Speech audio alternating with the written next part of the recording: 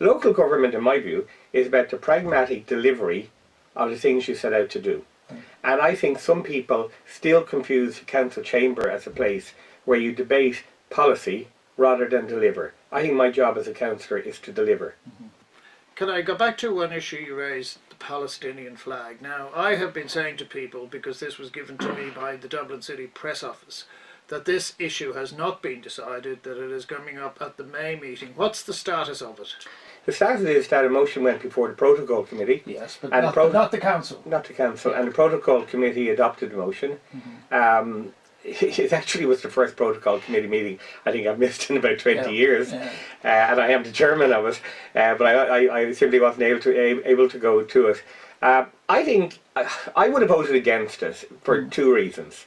One, because I thought it struck a lack of balance, but also because it was shades of the Greater London Council of the 1980s in Britain, where every minority cause, every issue became embedded on the council agenda, and the council never did some of the things that it wanted to do.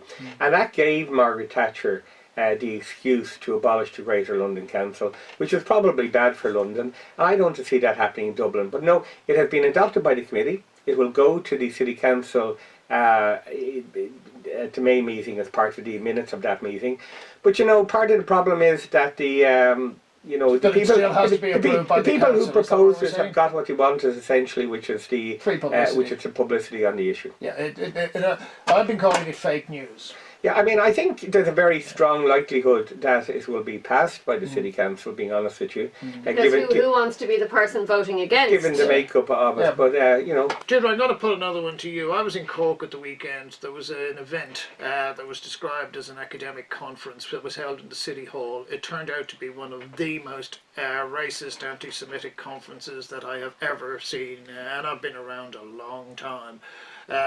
One of the statements that was made from the floor was that Jews raise their children, they deny their children affection so that they will grow up to be killers. Do you think council's premises should be used or rented out to organisations to have a platform for that? Absolutely, and what's so terrifying about that is the atmosphere that we are living in at the moment is it is terrifying, and to consider that something as incendiary as that could be even allowed to get a public platform is shocking to me. The fact that it would be council premises is even more shocking.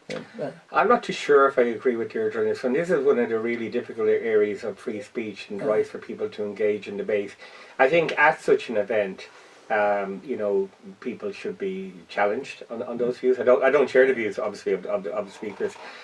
But you know, we have to do our level best to ensure that we live in a free democracy in which people have a right to engage in debate. When people go beyond that, when people engage in a diatribe or you know, inflammatory language and so forth, that has to be challenged on the spot. But for example, you know, what's happening in the United States and to a certain extent in America, and I've seen it here as well, whereby speakers are blocked from going to universities and academic centres because they don't, you know, toe the right line. That's a dangerous road to go down, and I think we have to ensure that we try and protect democracy and we challenge offensive speech when it occurs. But we shouldn't be sort of blocking debate because somebody might be offensive, and so it's a line.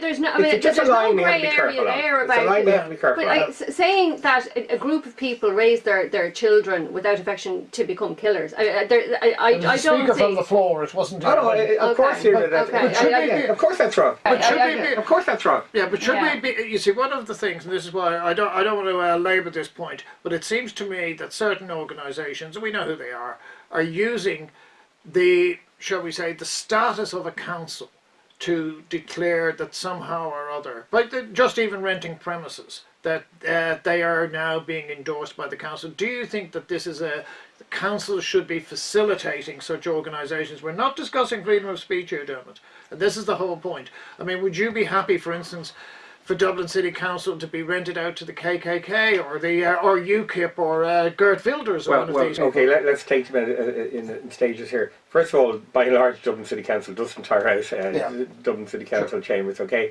so what we have is the Mansion House and City Rotunda City Hall.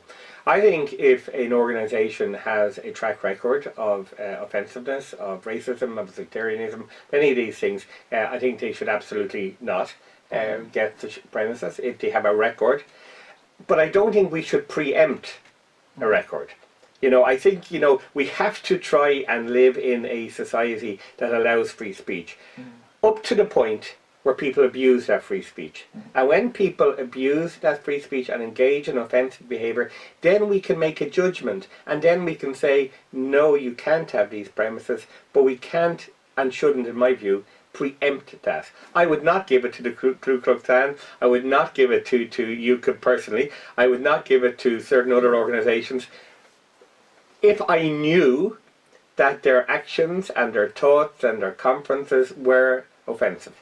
But we have to be careful. Okay, Deirdre, just last point on this one, just so people are aware, we were accused of trying to shut down a conference. We weren't. We wanted it to go ahead so that these people would actually talk their little heads off. Do you think that there should be consequences? In other words, people held to account when they make particular statements against either race, gender, religion, or whatever? Well, I think the worst thing you can And that's do. a national issue. It's not a council issue. I think the worst thing you can do is give them oxygen, and it's funny. And Dermot and myself were talking about negative attention before we came into the studio. I think the problem that we have at the moment is, and we were talking earlier about fake news and everything else. The problem that we have at the moment is the world is in such a state of flux, and there's so much fear, and people are hanging on to views and are latching onto views that 10 years ago would have been, it just wouldn't have been appropriate, it just wouldn't have been acceptable.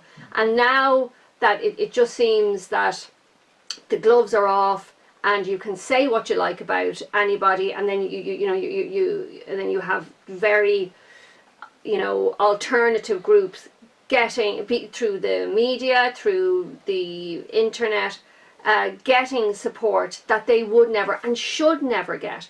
So how do you stop that oxygen? How do you stop feeding their publicity? Because in a lot of time, look, if you go back to the 1980s, Frankie Goes to Hollywood, Relax, the best thing the BBC ever did was to ban the song, to take it back to that level. So I think we have to be careful. But in this atmosphere of fear, where people are clinging on to, yes, oh my God, Jewish people, that belief, Jewish people, starve the children of affection so they could become killers. We're all rich. Well, I'm asking you for a loan later on. And that's what we have to be careful of. And I suppose it's trying to find the balance between. And I know there was a lot of controversy recently about a BBC programme kind of slagging ISIS, the Real Housewives of ISIS. And I think the more that we make these people figures of fun, the better, because people need to realise how dangerous they are, and I think humour and comedy is a very good way to do it.